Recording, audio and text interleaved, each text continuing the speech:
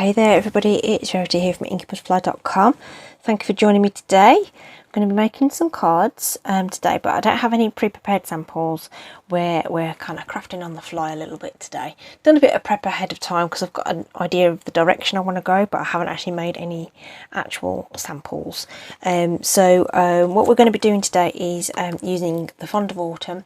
This is in the mini catalogue, so it's going to run all the way through to the beginning of January, but there's just so much you can do with this, and I've done a couple of cards with it already, so if you look back you'll find another couple of examples using the set. But the fabulous thing about this is the coordinating dies, really. It's a lovely image to colour, and you've got some really nice sentiments in there with this nice scripty font. But the dies themselves are really quite flexible, and I've used the large outline die and stuff before, but today we're going to feature this die, okay, which helps to cut up that large image, that large stamped image, into several portions. Okay, so what I've already started doing some colouring, because like I say, I have done videos on this before and doing the colouring, so I didn't want to spend too much time talking about the colouring, so I've done a little bit ahead of time because it is quite a detailed image. So it's just stamped in Memento because we're going to colour in Stampin' Blends, and say I've already done the acorns, which was crumb cake there, and I've used old olive for the oak leaves there, and I've brought in some mossy meadow for these ones. So these ones on the side are also going to be mossy meadow, so I've already done the dark element there, and rather than just blending like I would do normally, I've actually opted on this one to do sort of half and half leaves, if you like. So let me just bring you in just a little bit for the colouring. So like I say, I've just coloured half the leaf there with the dark marker, and just dropping in the light marker on the other side. It's just another way of getting that look of shadow without necessarily doing any fussy blending. Alright, so I'm just going to drop that in on the other side of that leaf. Whilst the ink's wet, it looks quite similar, but it dries back, and it will dry back a little bit paler than the dark one. Okay, and that was the same combo for these little leaves here. Berries are cherry cobbler, so I've already dropped in some dark there, and I'm just going to blend those out into the rest of the berry there, and we'll see how that dries back and see whether we need any additional colour there. These little berries are so saffron. Now the dark bit there is actually the bullet tip of this marker, which happens to be the light version. My darker pen has kind of given up the ghost a little bit, but I found that the bullet tip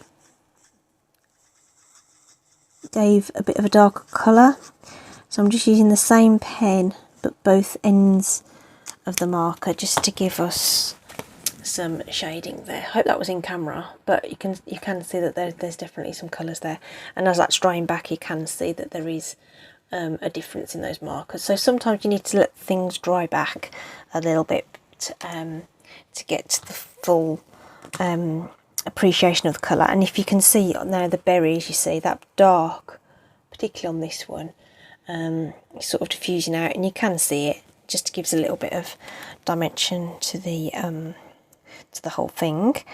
The flower here, crumb cake, is in the centre just to bring that colour in and not introduce anything else really. And now this is actually balmy blue, so we're just going to follow around with the dark marker here around the edge where that centre would be, where there'd be, you know, where the petal sort of puckers in. It's going to be in shadows, and then we're just going to use the artwork to guide us where else that dark marker needs to be. and we're just going to go over the whole of that with the light marker. Again, it's super subtle when it first goes on, but those colours will soften together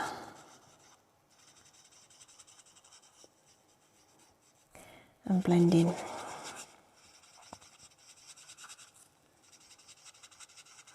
Okay.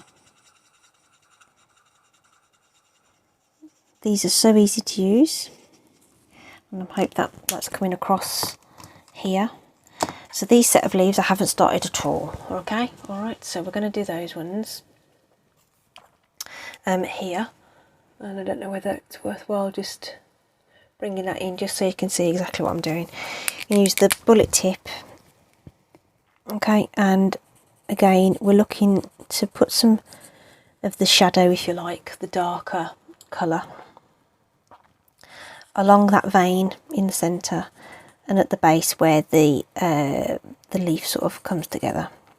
This one is in shadow behind this flower, so I'm actually going to colour that portion there as well. Same with this one, it's in the shadow of this leaf above it, so I'm going to colour all of that side. I was doing like a little V in the bottom there. And then we'll take the light marker. This is Granny Apple Green, I can't remember if I said. I'm going to go over those and just where that join is. Okay, not going over the whole lot, just where the join is between the two colours. Sort of around the tip of the leaf, if you like.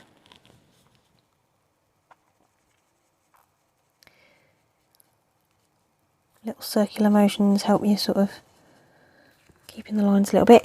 So again, you know, that's going to dry back, and I'll bring that right up now. So that's the effect you get, and as it dries, it will the lines will soften somewhat. Okay, so let's bring you back out now. Let's see. Are you about there? Maybe a little bit more. That's it. Okay, so that's all the colouring done, and I've actually done that. This is the 4th set that I've done. Okay, so I've already done this 3 times. And then I'm going to use this little die, which I have neglected to take out these little teeny tiny pieces out of the die there, so we'll just get rid of those. You don't want all those little bits of pieces sticking in your die. There's another bit there, because they won't cut properly the second time round. So got that all clean now, and we can just place that over the top, and you can see it's going to cut out all these different sections. Okay, so we're just going to pop that over the top, and it fits beautifully. Okay, it's really easy to line up. Okay, we're going to run that through the cut and emboss machine, which I always have set up on my desk. So it's just off here to the right. Cutting sandwiches, very easy to follow on the base platform. It's all written down for you to follow. So just running that through with that 1, 2, 3 combination, so that it sort of sticks to the cutting plate. I think it's because of this tape really, but it's the pressure of the machine gets that stuck in there. These 2 bits have just fallen out, so those were there, or there.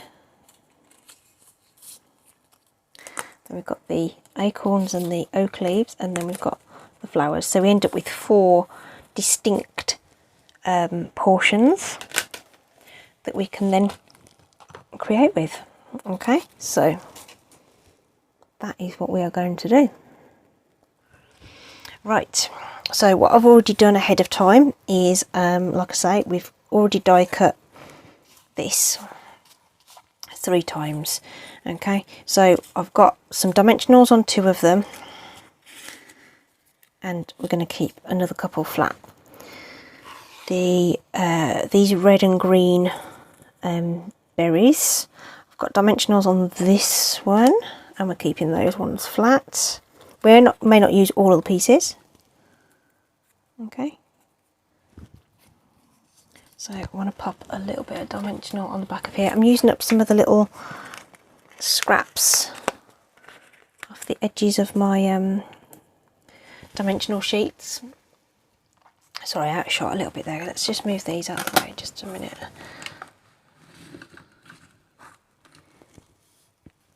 So when you start using up your sheet of dimensionals, all the stuff around the edge is still really good to use. So there's just little scrappy bits there.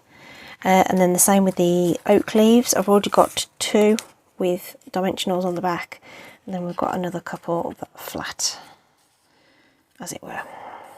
Okay, so that's prep for that done. The other thing I've also done ahead of time is we've got sort of 3 images, if you like. I'm actually thinking I might cut a 4th, I think I'm going to cut a 4th sentiment out, okay, because we've done a lot of that other prep in between times. Let's just grab, there we go, there's a convenient scrap there. Let's just grab that. It's the thank you out of the Fond of Autumn stamp set, so I'll just use the Memento ink to stamp that. Straight up, straight down, or straight down, straight up, whichever you want to think about it. And actually die cut those with the stylish shapes. This is a great set of dies. And I think I used this one. Yeah. So the next one up, you kind of, the sentiment looks a bit lost in there, if you know what I mean. Okay, I've tried it with the square and the banners and stuff like that, but this was the best fit. Okay, so if you're looking to get started, this is a great die set, because you've got the squares and circles that nest together on these cute banners. So that's a really good set to add to your collection if you're just starting out. Memento ink is I would say pretty high up on the list as well. This is just my personal opinion, obviously.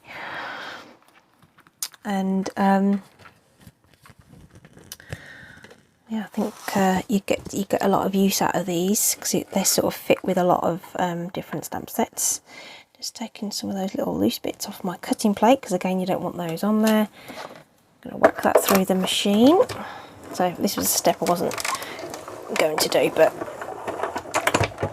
only takes a minute just to, and it's all just falls out. The die cutting is just brilliant when you use the Stampin' Up dies with the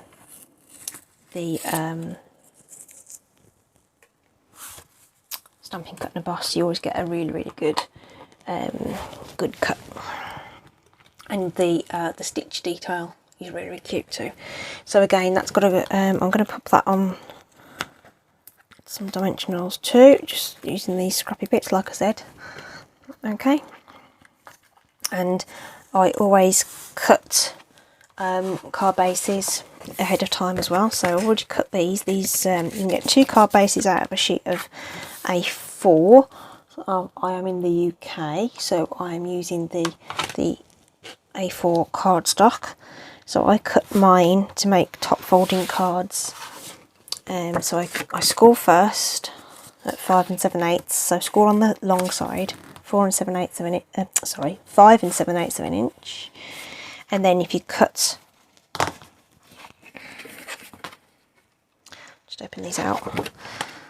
So I've scored first at 5 7/8, and then I cut at 4 1/8. Okay, and that leaves one piece will be exactly right, so that's the 4 1/8, and then you have just got to shave just a little bit of extra off the other one as well. Okay, good sharp crease on the folds there.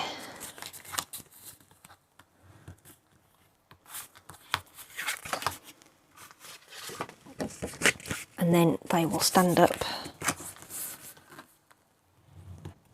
no problem.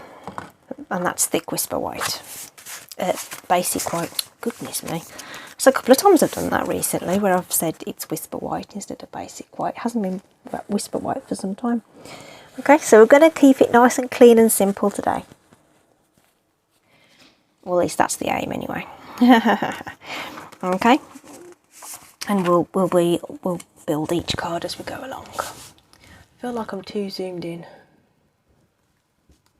because I can't see all the cards, or the card front, shall we say. That feel a bit better. Okay, so I reckon we can start with this one. So we've got a couple of pop-up ones. Like I say, we may not need all of these, but you know, it's better to have too many and have them done than it is to have too few, if you know what I mean. So I kind of figured what I had in my head was that we'd have them kind of wrapping around the top and bottom like so. So this is all in my head. I hadn't prepped anything ahead of time, and then have another one kind of raised up, sort of hugging it if you like. And now I'm thinking that maybe I need to orientate this a bit like this and have all this going on down here.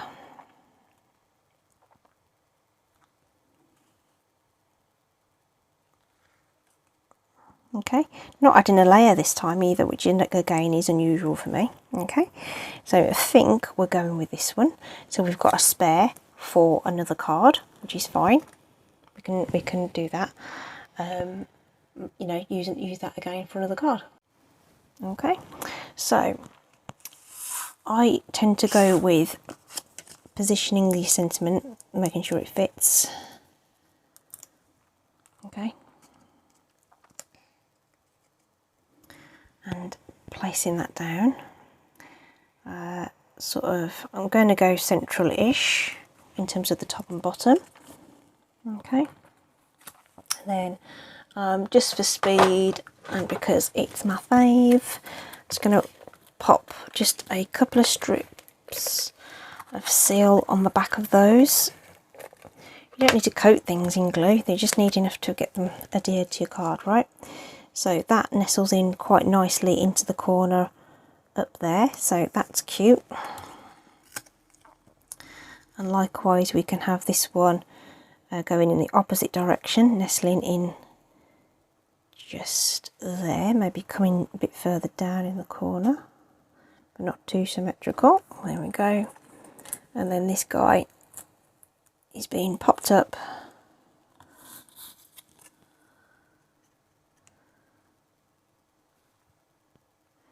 and coming across like so. So I want it to cover up, I want it over the sentiment circle, but not infringing on anything else. Okay, there we go. That's card number one. So I'm thinking we go with a sort of similar kind of starting point. Okay. We've got the mixture of these guys, these sort of berries and leaves. So we've got these ones and we've got these ones. So again, we're probably going to have way more than we need. So we might do a bonus card at some point. Might do that after the video and pop that in. So again, we've got our smaller pieces that we can position. And maybe what we want is a bit more of the dimensional ones in between.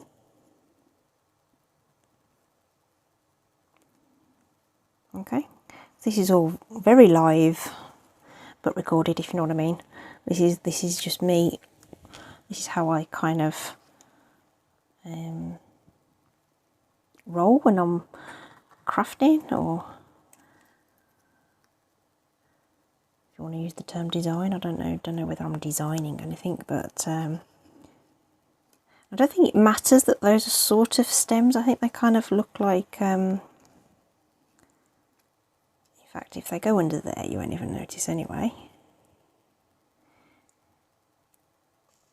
And then we've possibly got room for another dimensional one here. Okay, so we've almost got like a bit of a wreath thing going on. In fact, actually, do you know what? Scrub that. Let's move it all across. Let's just build a wreath around there, yeah? So we've got 4. 1, 2, 3, 4. And we've got these guys to slot in between. So it's quite symmetrical, but I think it would look nice. So let's go with that. So we're going to pop this guy central, or as central as eyeballing it makes it. Could put some ink on the background or whatever. I'm trying to keep it kind of simple, if as much as I can really. So the flat ones we'll just pop in with some seal, and like I say, I'm not too bothered about those things that kind of look like stems. I think the overall look will be that they'll be mostly kind of concealed, if you like. They're not necessarily in the same orientation.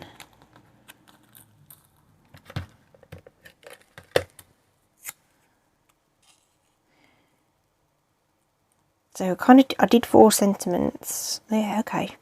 Because I was kind of intending that these two designs might make 2 cards, but we've ended up with 1 card out of this one. So that's alright, though. That's fine. Let's just take all the backings off these ones to get them in ready. Okay, we'll just slot these in here and there. So some ink around the edge would have just helped fill that in a little bit. That one's got a bit of rogue stamping on it as well, so probably want to hide that a little bit more. You know, don't stamp perfectly every time.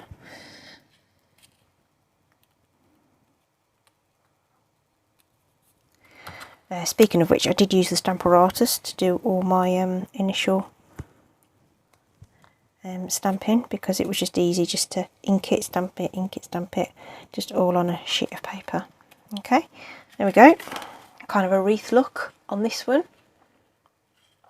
Okay, that's 2 cards. Right, now we've got our flowers. So we've got 2-dimensional parts and 2 straight up parts. Okay, so sentiment. Let's start this one off over here, because I reckon that will work quite nicely, having the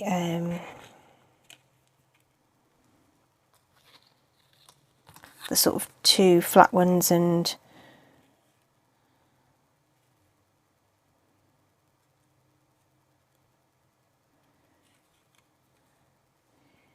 look, stop talking because I'm concentrating.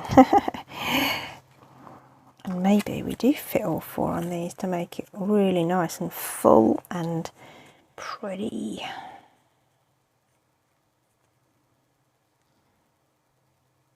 Okay, it's kind of a case of, you know, what do you think? Do you think less is more, or do you think all the additional fuss is worth it? I mean, it's kind of designer's choice there, really.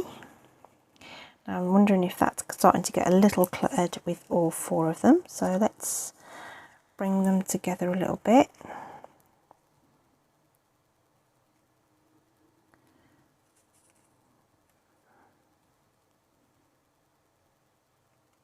Maybe that's the way we do it then. Okay, so that's what we're going to do. So again, we'll just pop that sentiment on there. You see I used both sides of the cardstock on that one, because I must have made a boo-boo with the positioning of the die actually. It was a bit too close to the edge. so it ended up with like a square sort of edge to it. So I ended up recutting it on the back side.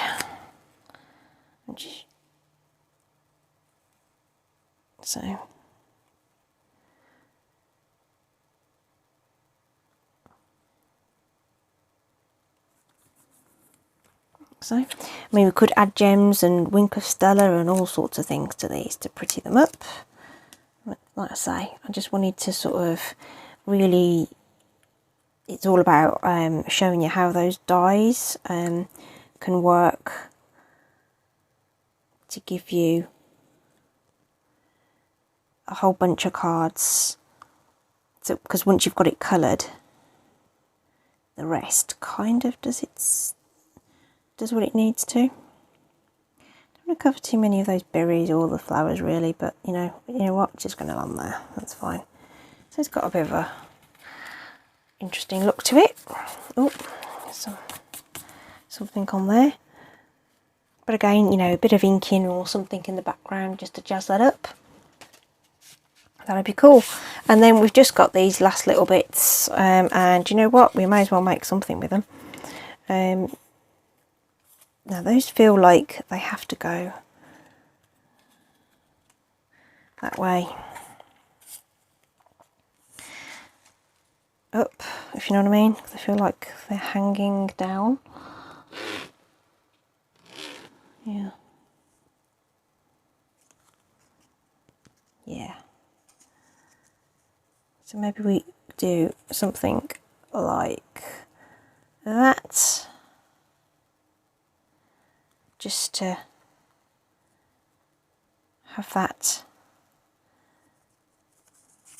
offset look again. So we'll go central with this one again.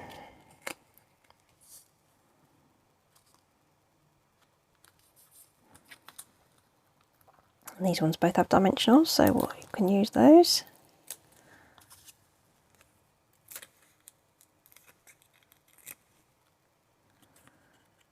So again, I think the colour looks nice tailing off like that. And then this one hugging round the top, like so. Okay, there we go. So once you've coloured that 4 times and cut it, you can make a whole heap of cards. Now I've probably been a little bit I don't know, generous, I guess, with the die cuts. You could make them even simpler. I think that one's my favourite. I think that one's cool.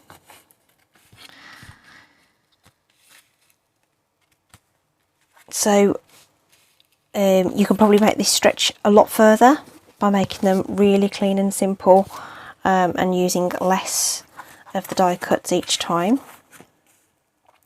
But like I say, the whole point of today's video was just to sort of show you that you can do that and make lots of cards quite quickly just with that single die. And then I just threw those extra couple of die cuts onto there just to use them, really, to be honest.